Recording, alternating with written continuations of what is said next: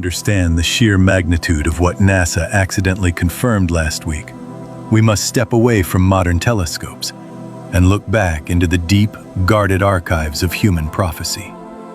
We must look at the data not as isolated scientific anomalies, but as a detective decoding the grandest cipher ever written by the architect of the universe. For centuries, scholars have desperately tried to decode the cryptic quatrains of the 16th century seer Nostradamus. Mainstream historians have relentlessly forced his visions into the context of human warfare. When he wrote of fire falling from the celestial sky and a great invisible net being torn asunder, they assumed he was predicting nuclear fallout and the destruction of cities. They were wrong. He was not looking at the geopolitical actions of men. He was looking directly at the astrophysics of early 2026. Nostradamus was not describing a nuclear bomb. He was describing a massive coronal mass ejection, a solar flare of unimaginable magnitude.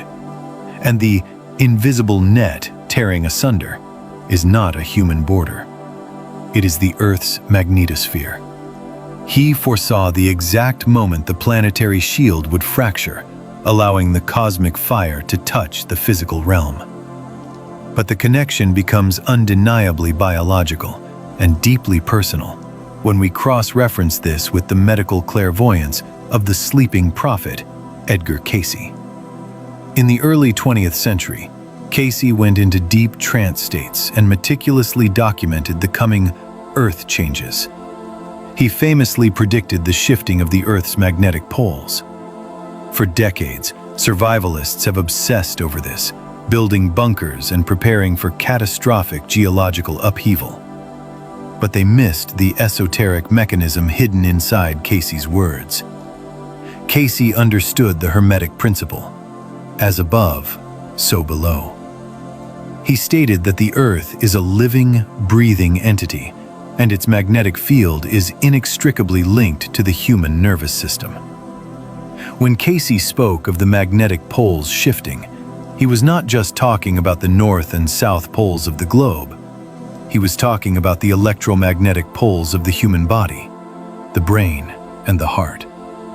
The human heart generates an electromagnetic field that is 60 times greater in amplitude than the brain.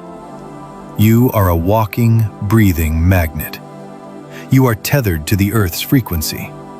This is where ancient mysticism collides violently with modern quantum biology.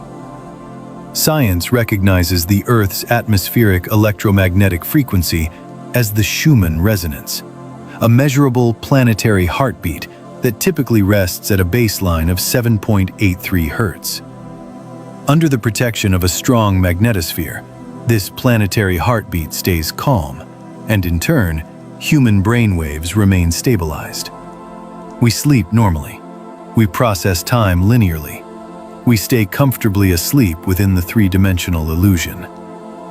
But as the magnetic shield fails, bombarded by the 2026 solar maximum, the Earth's electromagnetic cage is being blasted wide open.